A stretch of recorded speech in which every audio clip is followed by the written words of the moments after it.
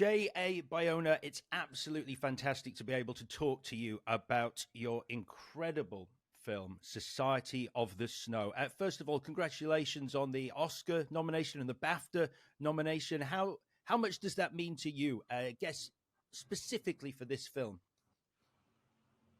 Well, I mean, it's been a long project. I read the book more than 10 years ago, and also it's been a very demanding project too, in terms of the physical, the way we shot it in real locations. So it's great to be here, especially the way uh, the audience is embracing the film, which is fantastic. You know, it's a movie shot in Spanish with Uruguayan unknown actors, and the receptions had been fantastic all over the world, not only in the Spanish-speaking world. So it's great for us. And can you talk us through when you first became aware of the events that take place in the film? What was your first encounter with this tragic story? I guess, like everybody had the book at home when I was a kid. The book was a bestseller, the original one, Alive, by Pierre Paul Reed. And that was a book that was everywhere. And I remember watching the pictures. I was when I was a kid, very little kid. Um, and then those pictures are we did those pictures in the film actually. We were recreating all those images, and then when I started to do research on the impossible, a different book written in a very different time, 35 years after the plane crash, was written by Pablo Bierzi, Society of the Snow, and it was a very different take on the story. And actually, that book helped me a lot in the movie I was preparing at the time. I was doing The Impossible, and it helped me to understand some of the episodes of that film. It gave me the inner life of the characters going through a survival situation. So, like as you mentioned, 2012's The Impossible. That's when you first read Pablo Vierzi's book. What is it about these stories, these survival against all odds stories that appeals to you, that fascinates you as a filmmaker? You know, like I was watching uh, an hour ago a documentary on Vertigo by Alfred Hitchcock, and he said something very interesting. He said, "I am not interested in the ordinary. Actually, I am very interested in the extraordinary, but you can take the extraordinary out of the ordinary." I'm thinking about The Impossible and Society of the Snow, which are both based on a true story, but it's a true story that puts your world upside down in a second, that transform your life in a way that the ordinary becomes extraordinary, and ordinary people has to do extraordinary things, you know. So I'm more like into that, into something that has a psychological background and interesting characters doing the kind of things that I that I would like to see in these kind of situations.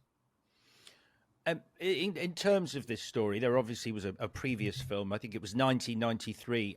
Alive came out. What was it about the story that made you feel it should be revisited on film? Well, actually, it was not me.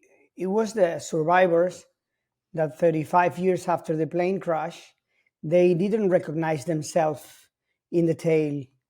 The tale was all about heroes and cannibalism. You know, that's a very small part of the story, and they wanted to gather together again and rewrite the story. And this is what they did with Pablo Bierzi, and that's what I was more impressed about, this compassionate perspective on the story, this idea of how Pablo Bierzi was able to find that every single person in the plane, on that plane, was important and was fundamental in order to have 16 of them surviving.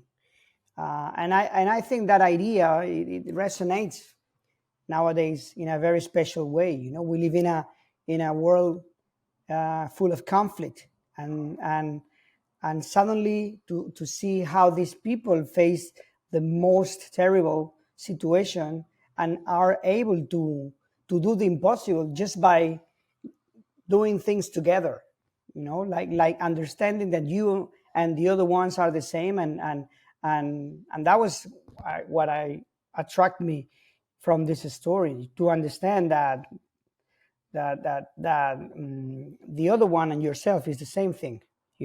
That's this idea on this line from Gustavo Cervino to Roberto Canessa: you have the best legs, the strongest legs. You need to walk for all of us. Is this unconscious realization that we are all the same. In terms of telling the story, you opted for a very particular way, which is to narrate the story through Numa's eyes, someone who tragically didn't survive. Why was Numa the chosen lens for this story, this narrative? That was the most difficult thing, probably, is to find a perspective that will justify to tell the story again.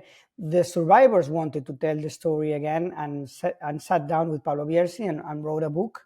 And then I met them and I talked to them, and I had the impression that they needed the film even more than me. But I had to find out what was left to be told in the story. And actually, I think that it was very interesting that the more I was into the story, the more this character, Numa Turcati, appealed to me. He was the last one to die, and he was remembered to be one of the ones that did the most for the other ones. So that raises an immediate question: what's the meaning for that? It's totally the opposite of the normal hero's journey that you see in a Hollywood film. No, in a Hollywood film, he will survive. Yeah. And I thought that what I was more interested also in the book from Pablo Bierzi was this spiritual layer. And by giving the perspective of the story to Numa Turcati, I was touching something that was immediately something that was almost metaphysical and spiritual. And suddenly, when we thought about that, it made so much sense. We were talking about Hitchcock, and Hitchcock used to say that you cannot kill your main character because people will feel cheated. But that's how I would feel if I take a plane and I crash in the Andes and I survive one night at 30 degrees below zero, and then I had to use the corpses of my friends, and then there's a moment that you say, okay, 1 second, where is the limit? And those are the questions I was asking myself while I was reading the story. There's a wonderful moment in the making of when the cast received the news that they've been selected after, I think it was 140 days of filming, and considering the intense experiences of your cast, has this led to lifelong friendships after the film between these actors? Yes. Actually, I was telling one of them the other day that I don't remember any single bad gesture between them. Not, and it was a very hard shoot. You can imagine 140 days, very far away from home, from your families, from your girlfriends, and not eating, like experiencing cold all the time. But the more difficult it was, the more together they were, which basically what our story was about. And and they are still, they all of them, they have a chat on WhatsApp, and they are all they still nowadays they are all day texting each other, telling everything about the film. Yeah, that we created like a family, and they still behave like a family. They met with the real life survivors, some of the real life survivors of this crash. Can you tell me the importance of those meetings when it came to telling the story and making the film? Well, to me, it was necessary that in order to tell the most authentic portrait of what happened, we had to be in contact with them. 15 of them were alive at the time we were shooting. So they became an ally. Every day on set, we had questions and we were able to ask them. All the actors sat down with them, and that started like a relationship with them in a way that it only increased the commitment the actors had with the performance. And also it was important to meet the families of the dead. This movie a little bit is kind of like an exercise of rescuing the memory of those who stayed in the mountain.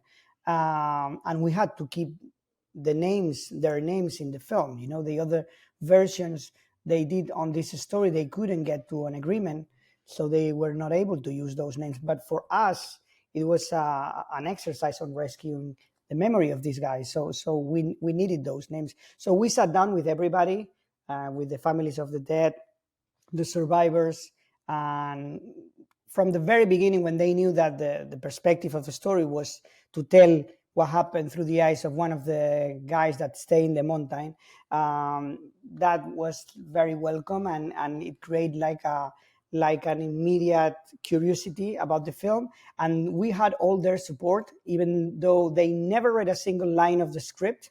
We always had their support, and nowadays I'm pleased that they all love the film, and everything went well, you know. But there was a moment that they gave us everything, and we didn't allow them to read the script. Wow.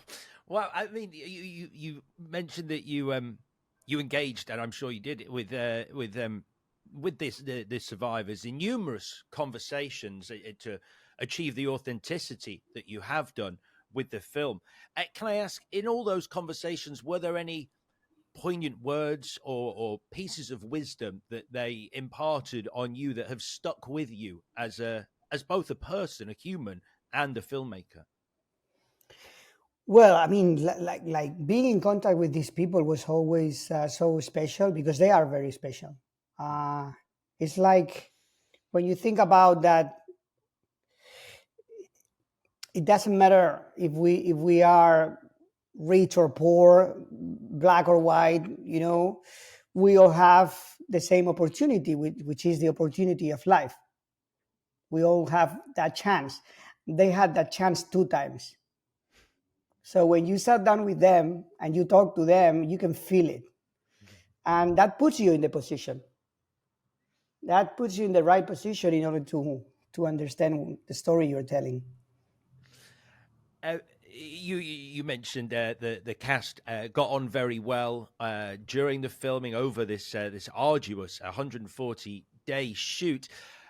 Was the atmosphere on this film, what was it like, and was it different to other film sets that you've been on? Was the atmosphere quite unique for Society of the Snow?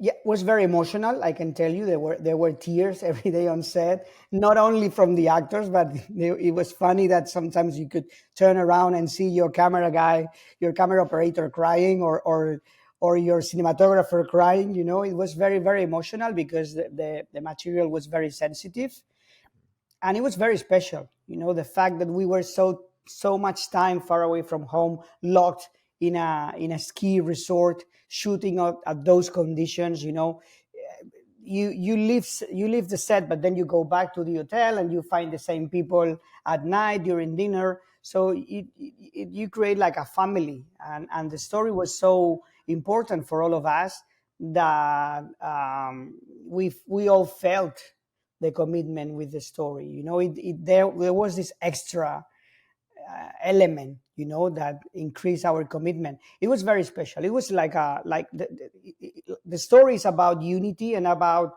facing all together one goal in order to survive. And we felt the same in this film, that we everybody was important, and we had to go and work together in order to get what we really wanted. And you filmed at the actual crash site. You filmed in the Andes themselves. I'm sure that a shoot like this encountered challenges, like every film does. But was there a particularly difficult challenge to overcome in getting this film made during the shoot? It was very important to visit the place before starting main photography, because we definitely needed to understand the context. I think it's a movie that if you explain the context, people will understand what the characters do. So it was very important to understand and the geography and the atmosphere of that place. And when you are there, you understand how epic was what they did. When you see the size of those mountains, when it takes you 3 days to get there, to get used to the altitude. I remember the first night I slept there was horrible, the worst headache I remember I ever had. You wake up in the morning and your bottle of water is a piece of ice, and that puts you in the position to understand how epic is what they went through, and we needed that. And also, I really wanted to be there and ask for permission. So I remember like visiting the graveyard and tell the spirits or whatever, like, hey, we're gonna do this and we're gonna try our best. I know it probably would be enough, but it would be our best. And I remember that when we finished the shoot, because there was so very little snow the first year, I went back with some of the actors and we did the same. We visited the graveyard and I let them have their talk with the spirits of whatever. I think these things are important, because I don't know, it gives you maybe an extra commitment with the story you're telling, but it's kind of like beautiful to do that. Um, for anyone who has yet to watch Society of the Snow, it's available now on Netflix. It's an incredible piece of work. So on top of all the awards bodies that are currently congratulating you, let me add my own personal congratulations. It's a Thank you. fantastic film. Thank you so much for watching this interview. I'd love it if you would check out some of the other interviews on our channel. They're all fascinating and unique trips to the movies with some wonderful, wonderful guests. And if you would like to find out more, do hit us up on our social channels. We are at Trip to Movies Pod. That's at Trip to Movies Pod on all social media with lovely content on there. And you can get in touch with us if you so wish. Thanks again.